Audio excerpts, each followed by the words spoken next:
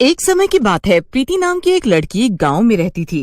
प्रीति पढ़ने में बड़ी होशियार थी, पर दिखने में बड़ी दुबली पतली और सांवली थी। उसने अपनी पूरी पढ़ाई गांव से ही की थी और अब वो शहर में नौकरी करना चाहती थी। प्रीति के माँ बाप को भी इस बात से कोई एतराज नहीं था कि उनकी बेटी शहर में नौकरी करेगी, क्योंकि प्रीति के चाचा चाची शहर में ही रहते थे। एक दिन की बात है जब प्रीति अपने माँ बाप को ये खुशखबरी देती है कि उसकी नौकरी आखिरकार शहर में एक अच्छी कंपनी में लग गई है। आज मैं कितनी खुश हूँ, आपको बता नहीं सकती। पर हम तो समझते हैं ना बेटी, कब से तू कोशिश में लगी थी, पर देख आखिरकार तुझे नौकरी मिल ही गई। प्रीति शहर आ जाती है और वहाँ किराए के घर में रहने लगती है। अगले दिन प्रीति ऑफिस जाती है। वहाँ के लोग उसे देखकर आपस में बातें करने लगते हैं। प्रीति को कहीं न कहीं से पता ही होता है कि सब उसका मजाक ही बना रहे हैं, क्योंकि वो दिखने में अच्छी नहीं है और ऊपर से उसके कपड़े इतने पुराने हैं। प्रीति से ऑफिस में कोई भी बात नहीं करता। बेचारी प्रीति अकेले ही खाना खाती है और शाम को घर आने लगती है। यहाँ मैं कैसे काम कर पाऊंगी, कोई भी तो मुझसे बात नहीं करता। पर अगर मैंने घर बताया तो वो मुझे गांव बुला लेंगे। मुझे गांव नहीं जाना, मैं यहीं रहूंगी। प्रीति कुछ दिन ऐसे ही निकाल देती है। फिर एक दिन प्रीति को ऑफिस में बहुत ही ज्यादा काम होता है और आते वक्त उसे काफी रात भी हो जाती है। उसे कोई ऑटो या बस भी नहीं मिलती, इसीलिए वो पैदल ही घर आने लगती है। अचानक प्रीति की नजर एक जिम पर पड़ती है, जिसमें से लाइट आ रही होती है। यहाँ तो सब बंद पड़ा है, तो फिर इतनी रात को जिम किसने खोल रखा है? प्रीति अंदर झांकने ही लगती है कि अंदर से किसी लड़के की आवाज आती है। आ जाओ, आ जाओ, ऐसे दूर से झांकने की जरूरत नहीं है। नहीं नहीं, वो तो बस मैं ऐसे ही देख रही थी। प्रीति थोड़ा अंदर जाती है तो वहाँ एक हैंडसम सा लड़का जिम कर रहा होता है। प्रीति तो उसे एक बार देखती है तो बस देखती ही रह जाती है। अच्छा, तो तुम हो, बताओ क्यों झांक रही थी अंदर? नहीं, वो मैं बस यहाँ से गुजर रही थी तो देखा बाहर लाइट आ रही है, तो बस मैं झांकने लगी। मुझे माफ कर दो। अरे अरे अरे, बस बस, इसमें माफी मांगने वाली कोई बात नहीं है। मैं तो ऐसे ही मजाक कर रहा था। वैसे मैं यहाँ ट्रेनर हूँ। अच्छा अच्छा, चलो मैं चलती हूँ, बहुत रात हो गई है ना। अरे रुको तो प्रीटी गर्ल, मेरी नजरें कभी धोखा नहीं खा सकती। तुम बहुत खूबसूरत हो, बस तुम्हें थोड़ी मेहनत की जरूरत है। मैं जैसी हूँ ठीक हूँ और अब मुझे जाना है। प्रीति इतना कहती है और उठकर वहाँ से चल देती है। रात भर उसके दिमाग में वही जिम ट्रेनर घूमता रहता है। अगले दिन वो हमेशा की तरह ऑफिस जाती है। ऑफिस में उस दिन एक नई लड़की की ज्वाइनिंग होती है, जो उस दिन प्रीति के लुक्स का बड़ा ही मजाक बनाती है। प्रीति को उस लड़की की बात बड़ी चुभ जाती है और फिर उसका ध्यान उस जिम ट्रेनर पर जाता है। प्रीति ऑफिस से निकलते ही सीधा उसी जिम में जाती है। हाँ, वो मैंने सोचा कि आप बोल रहे थे ना कि आप मुझे अच्छा बना सकते हो, जिससे कोई मेरा मजाक ना बनाए। हाँ, बिल्कुल बना सकता हूँ। प्रीति बड़ी ही खुश हो जाती है। वो जिम ट्रेनर के कहने से सारी एक्सरसाइज अच्छे से करती है, फिर उससे डंबल उठवाता है। प्रीति पूरा 1 घंटा अच्छे से मेहनत करती है। उसके बाद वो खुश होकर शीशे में देखती है तो उसे अपनी शक्ल पहले से गोरी लगने लगती है। हाँ, मैं तो पहले से गोरी और सुंदर लग रही हूँ। एक ही दिन में इतना बदलाव कैसे आ सकता है? यही तो खासियत है मेरे जिम में और मुझ में। चलो आओ और अपने बारे में बताओ।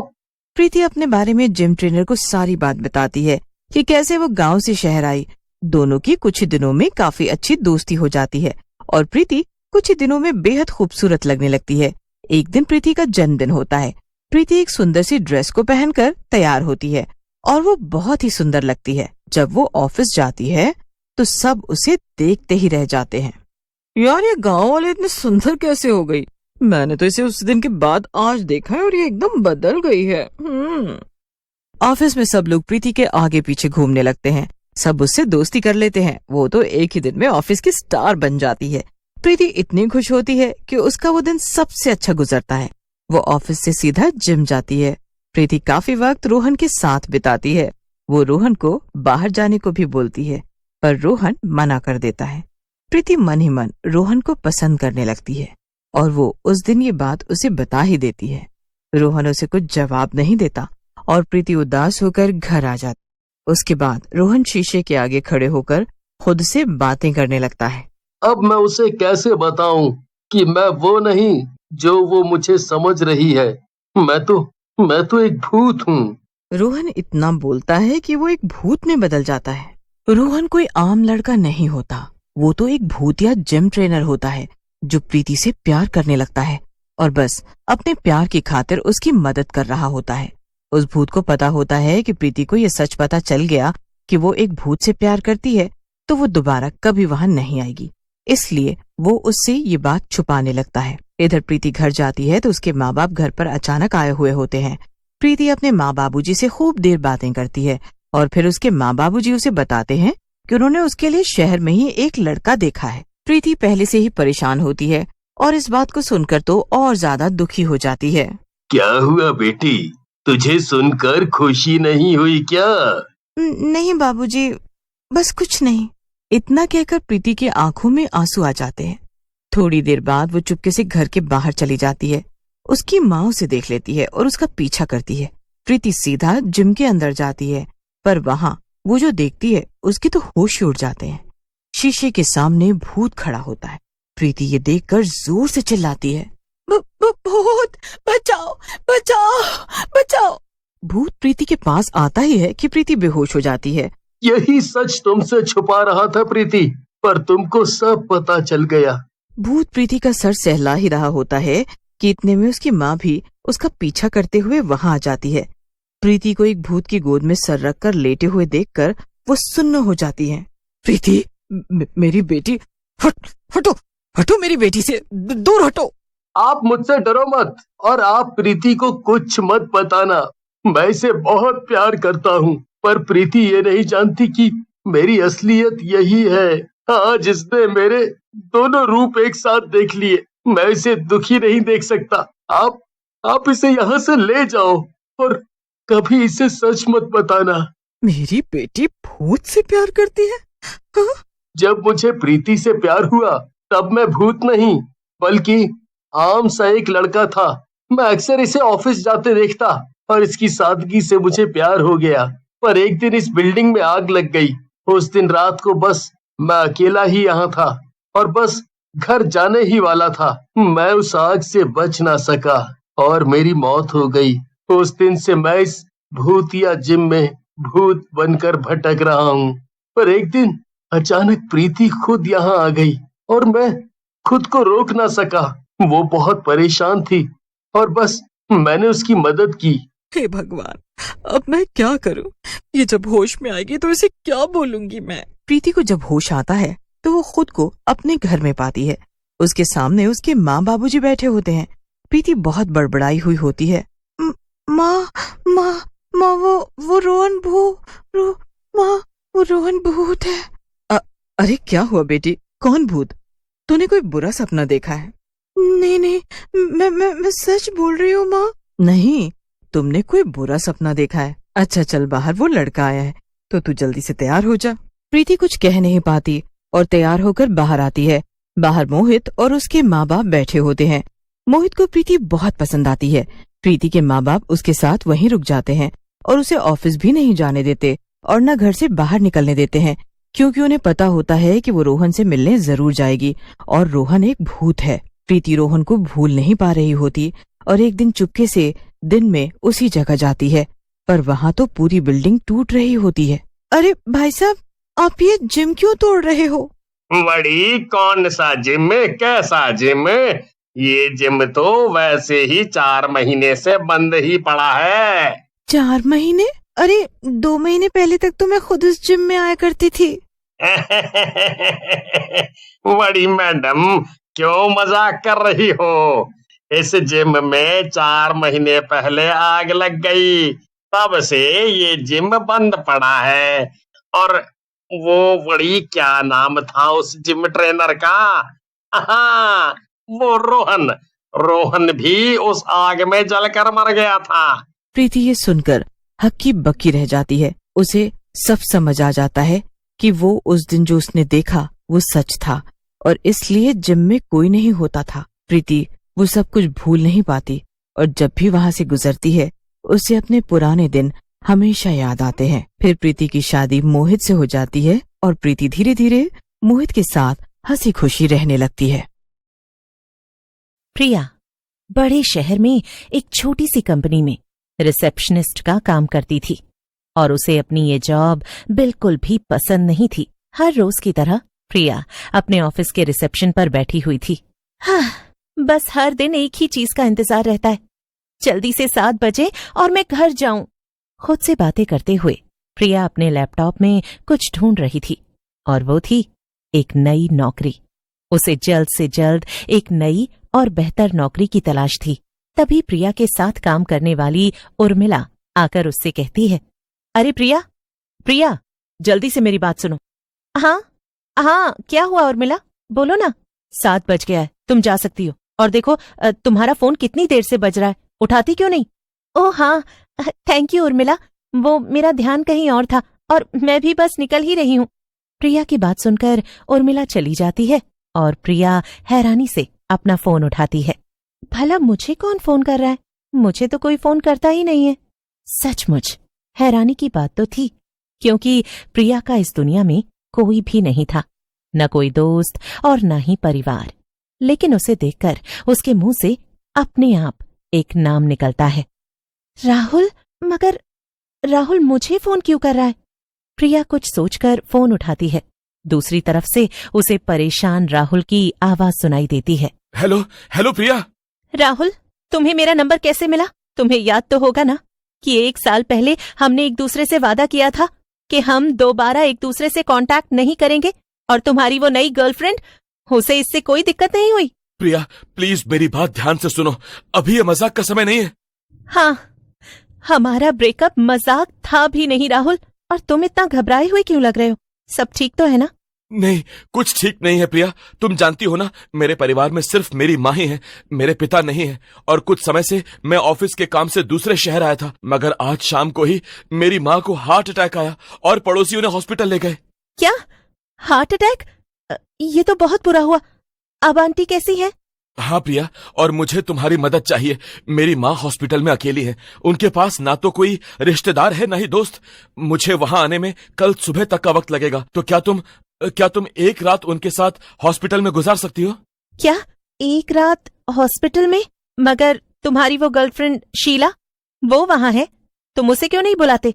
वो दरअसल प्रिया, हम दोनों तो कुछ महीने पहले ही अलग हो गए थे। अच्छा। प्रिया एक गहरी सांस लेती है और फिर कुछ सोचते हुए राहुल को जवाब देती है। हाँ ठीक है, फिर तुम मुझे हॉस्पिटल का नाम और एड्रेस टेक्स्ट कर दो, मैं वहां चली जाऊंगी। और हाँ, उन्हें इन्फॉर्म भी कर देना कि घर से कोई आने वाला है। प्रिया राहुल का फोन काट देती है और फिर अपना सारा सामान अपने बैग में डाल लेती है। हाँ, पता नहीं मैं पूरी रात हॉस्पिटल में कैसे गुजारूंगी। मुझे हॉस्पिटल्स बिल्कुल पसंद नहीं। हाँ, मगर अब इमरजेंसी है तो जाना ही पड़ेगा। प्रिया ऑफिस से बाहर निकलती है और हॉस्पिटल के लिए एक ऑटो पकड़ लेती है। थोड़ी देर के बाद प्रिया उस हॉस्पिटल के सामने पहुंच जाती है। प्रिया को कुछ अजीब सा महसूस होता है और वो उस औरत को अनदेखा करके हॉस्पिटल में चली जाती है। बाहर बैठी रिसेप्शनिस्ट कुछ फाइल्स का काम कर रही थी। सुनिए, मैं मिस्टर राहुल द्विवेदी की फैमिली से हूँ। उनकी माँ रंजना द्विवेदी यहाँ एडमिट है ना, जिन्हें हार्ट अटैक आया था? हाँ, वो 2nd फ्लोर पर हैं। लेकिन आज तो उस फ्लोर पर किसी भी नर्स की नाइट ड्यूटी नहीं है। जिसकी थी उसे इमरजेंसी में घर जाना पड़ा। क्या? कोई नर्स नहीं? इसका क्या मतलब? देखिए, नर्सेज हैं लेकिन बाकी फ्लोर पर हैं। और कोई इमरजेंसी हुई तो मैं नर्सेज को कैसे बुलाऊंगी? रूम के बाहर ही एक टेलीफोन है, आप उससे मुझे डायरेक्ट कॉल कर सकती हैं। बस 311 मिलाइएगा। अच्छा ठीक है, चलिए फिर। रिसेप्शनिस्ट प्रिया के साथ लिफ्ट तक जाती है। 2nd फ्लोर पर पहला रूम ही वो वार्ड था जहां राहुल की माँ रंजना एडमिट थी। देखिए, ये रहा वार्ड, आप अंदर चले जाइए, मुझे रिसेप्शन पर वापस जाना है। क्या? अच्छा ठीक है। रिसेप्शनिस्ट वहां से चली जाती है और प्रिया हॉस्पिटल के कॉरिडोर की तरफ देखती है। वो पूरा खाली था। अचानक से प्रिया की धड़कनें तेज हो जाती हैं। वो कुछ सोचते हुए दरवाजा खोलती है और एक गहरी सांस लेकर अंदर चली जाती है। दरवाजे के पास वाला बेड खाली, वहीं बेड पर राहुल की मां सो रही थी, जबकि तीसरा, आखिरी और खिड़की के पास वाले बेड पर कोई लेटा हुआ था। ये और कोई नहीं, वही औरत थी जो दीवार की तरफ मुंह करके लेटी हुई थी। उसे ऐसा लेटे देखकर प्रिया कहती है, हेलो, मुझे पता है आप सो नहीं रही। मैं बस बताना चाहती थी कि मैं ये मिसेस रंजना के परिवार से हूँ। आज रात इनके साथ यहाँ रहने वाली हूँ। मैं आपको बिल्कुल भी परेशान नहीं करूंगी। लेकिन वो औरत प्रिया की बात का कोई जवाब नहीं देती। ये देखकर प्रिया को थोड़ा अजीब तो लगता है, मगर फिर भी वो चुपचाप अपने बेड पर बैठ जाती है। हाँ, मुझे इतनी जल्दी नींद तो आने नहीं वाली। बेहतर यही होगा कि कुछ गाने सुन लूं और किताब पढ़ लूं, फिर थोड़ी देर में नींद जरूर आ जाएगी। लेकिन बीच में उसे ऐसा लगता है जैसे उस औरत ने करवट ली हो और वो उसी की तरफ देख रही हो। ये ख्याल प्रिया को डरा देता है और वो किताब से ध्यान हटाकर उस औरत की तरफ देखती है। शायद मुझे सो जाना चाहिए, कल रात भी मैं बहुत देर से सोई थी। लेकिन जैसे ही उसकी नजर सामने वाले बेड पर पड़ती है तो उसकी आंखें फटी की फटी रह जाती हैं। उस औरत ने करवट ले ली थी और वो अब मुस्कुराते हुए प्रिया की तरफ ही देख रही थी। प्रिया को ये थोड़ा अजीब लगता है, क्योंकि वो औरत जिस तरह से उसे घूर रही थी वो पलक भी नहीं झपका रही थी। ये क्या? शायद इसे कोई बीमारी है, इसीलिए ये ऐसा कर रही है। हाँ, अब मुझे इसकी तरफ ध्यान नहीं देना चाहिए। हाँ। प्रिया भी बेड पर लेट जाती है और आंखें बंद कर लेती है, मगर ऐसे उसे और अजीब लग रहा था। थोड़ी देर बाद वो फिर से आंखें खोलकर उस औरत की तरफ देखती है और इस बार प्रिया का डर और ज्यादा बढ़ जाता है, क्योंकि अब उस औरत की मुस्कान कोई आम मुस्कान नहीं थी और उसकी आंखें खून जैसी लाल थीं। ये नजारा देखकर प्रिया के रोंगटे खड़े हो जाते हैं। वो ऐसा महसूस करती है जैसे ना तो वो चिल्ला पा रही थी और ना ही हिल पा रही थी। उसके दिमाग में बस एक ही ख्याल घूम रहा था कि वो किसी तरह यहां से बाहर निकलकर उस टेलीफोन से नीचे फोन मिलाए। मैं क्या करूं? मैं क्या करूं? मुझे कुछ भी समझ नहीं आ रहा। हे भगवान! अचानक से प्रिया को महसूस होता है कि उसके ठीक पीछे कोई लेटा हुआ है और प्रिया को पूरा यकीन था कि ये वही औरत है, मगर वो कुछ भी नहीं कर सकती थी।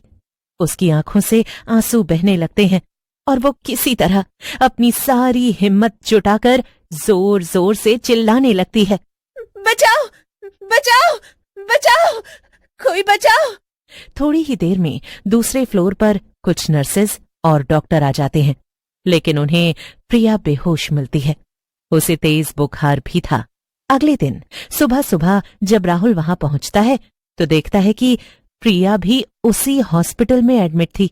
राहुल, राहुल, मुझे यहाँ से ले चलो, मुझे यहाँ नहीं रुकना, ये जगह सेफ नहीं है। हाँ, अपनी माँ को भी यहाँ से ले चलो। कल रात वो तीसरे नंबर वाले बेड पर कोई औरत थी और वो मुझे घूर रही थी। वो जिंदा नहीं थी राहुल। हाँ, उसने मुझसे पास आकर कहा कि ये वार्ड उसका है, लेकिन देखो ना, ये लोग सब कह रहे हैं कि इस वार्ड में सिर्फ 2 ही बेड है, जबकि रात में यहाँ 3 थे। मगर कल रात यहाँ पर 3 बेड थे, मैंने अपनी आंखों से देखा था। तुम बस मुझे यहाँ से ले चलो और अपनी माँ को भी, ये जगह सुरक्षित नहीं है। राहुल अपनी माँ और प्रिया को वहां से दूसरी जगह शिफ्ट करवा लेता है और कुछ ही दिनों में पता करने पर प्रिया को पता चलता है कि उस वार्ड में वाकई 3 बेड हुआ करते थे और उस आखिरी बेड पर एक औरत की मौत हो गई थी। हॉस्पिटल में बिताई वो रात प्रिया कभी नहीं भूलती और ना ही उस औरत की डरावनी हंसी।